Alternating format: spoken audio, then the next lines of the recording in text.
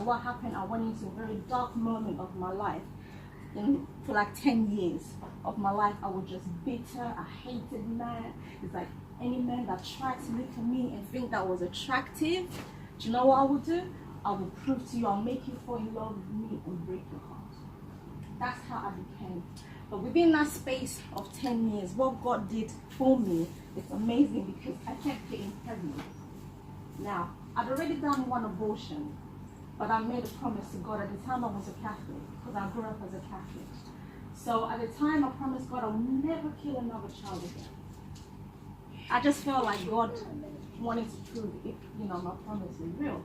So any man I met, it doesn't matter whether I was on the pill or anything like that, I kept getting pregnant.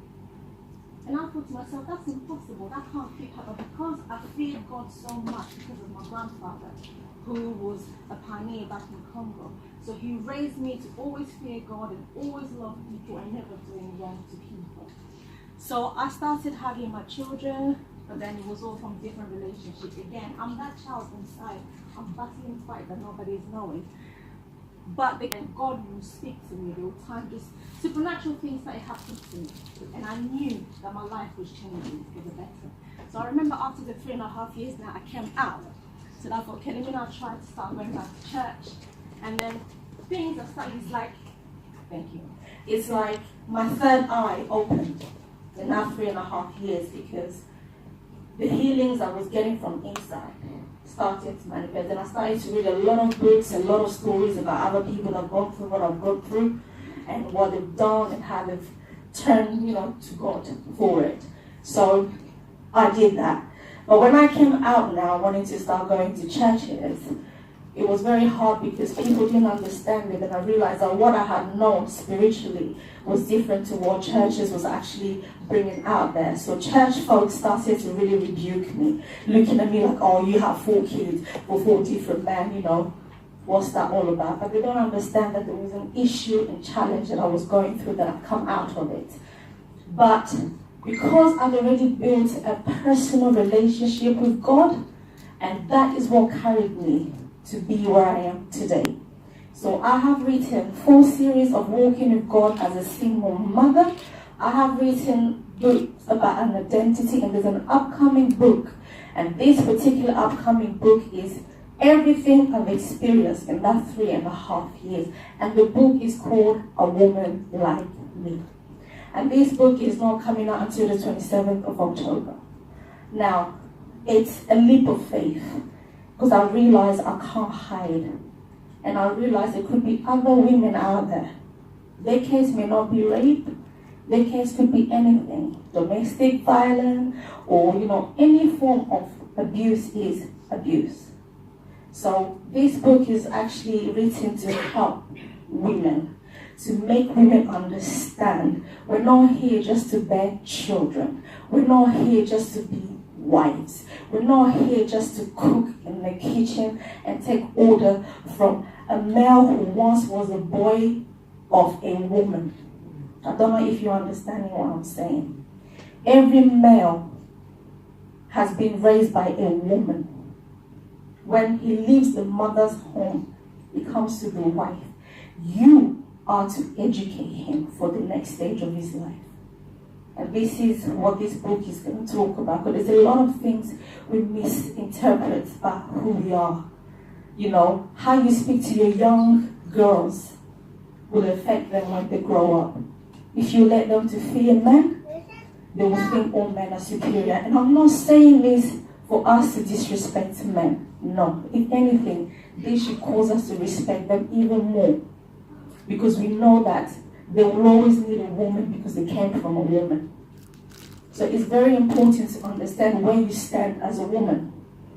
You're not just an independent woman. You want to be equal to men. We will never be equal to men. Let men be men, and let us be us. Because we can help our men. The world is in a mess today because of a woman, not because of a man.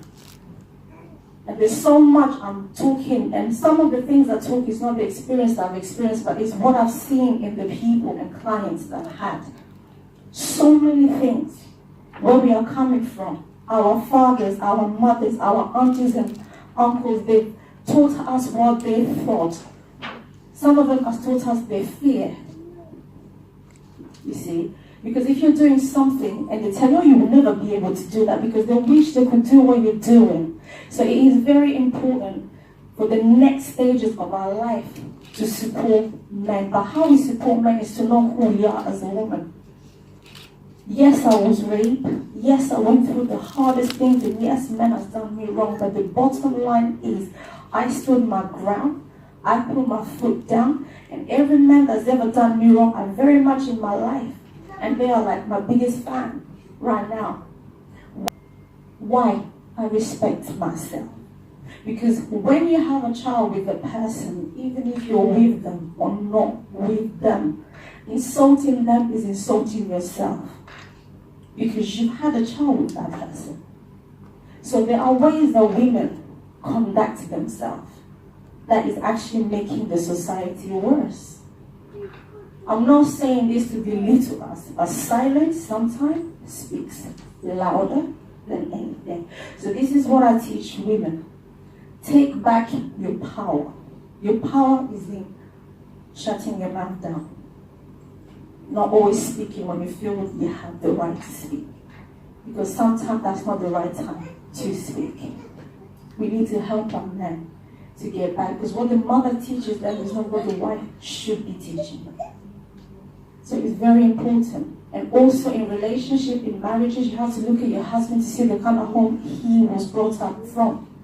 If he's coming from a home where they argue, they fight all the time, yes, there's a possibility he will pick up that trait. But then what are you going to do to make him and help him see that that's not the right way to be? So these are the things. And never get a third person involved into your issue. But if you work on yourself, like I've worked on myself, you will be able to stand in front of anybody, help anybody, without having to feel condemned.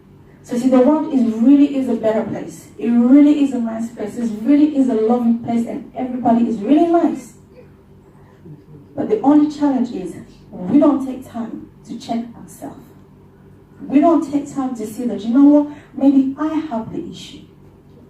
Maybe something happened to me or something. We're not true to ourselves. This is the most important thing in life. Be honest about yourself. It doesn't mean tell people your problem, but just be honest with yourself. When you have a fight with somebody or why you don't like that person, really be honest. Why? Why? Why are you like that? These are the things, you need to really question yourself. So I have come in a very long journey. And, the next book after A Woman Like Me is A Journey to Wholeness. And again, I talk about the soul and the spirit. And who we are. We really are spiritual being. At times we forget it because of what the world teaches us. And I always tell people I'm connected to God but not religion. Which means I can be here, talk to anybody, any religion you are, I will speak to you. Standing where God is standing, and which is love. Love is the biggest key. It may look stupid to many. How can I love somebody who's done me wrong? But love is the powerful tool you use against somebody that's done you wrong. Because what you're doing is you're causing them to question themselves. Because at some point they'll be like, why is this person still loving me and I'm doing it wrong? And you will cause the spirit to start not feeling at ease whenever you're around. And that's just, and you yourself will have peace. And you won't have to worry about nothing in your world. And this is something I've been practicing for the last 10 years in my life. Only 10 years. And I've seen it. I've seen the evidence of it. I've seen people around me changing because of it. So love is another thing that I'm always going around telling people, just love. I mean, worrying about what you're worrying about isn't going to change anything, really, is it? Life is now, not tomorrow, not yesterday. I'll leave you with this today. Ask yourself a question. In all the years that you've lived, if today God was to call you, what do you have to leave to the next generation that they can say, this is what you've done? And I'm not talking about money. I'm not talking about properties. I'm talking about your spirit. Can people in your lineage, in your family, in anyone be saying that, the spirit of this person still is within me? And how you can live an impactful spirited thing is through love. Your conduct and how you are with people is what people will remember for always. And that's how people become legend, not because of the material things that they have, but because of how they reacted. Take Mother Teresa, for instance. Who doesn't know Mother Teresa? Everybody knows Mother Teresa, but why do we know her? Because of the things she was doing. She was doing what many people could have done, but they didn't want to do it. And that's how we remember her. And we're always remembering her in a good light, not in a bad light. And that's how we live life. We live life so that when we do go, people will always remember us in a good light. So that the children that we're leaving and the grandchildren, people will always see them in a good light. They are the grandchild of that great person, that great man, that great person is very important. We don't live for ourselves. We live for others. You don't shine your own light to brighten yourself, but you shine it to brighten another person's darkness.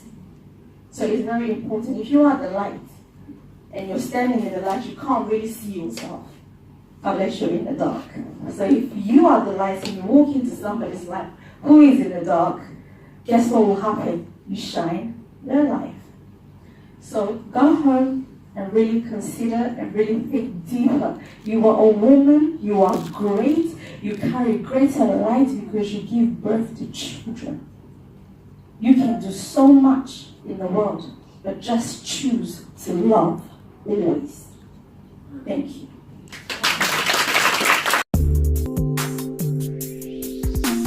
Welcome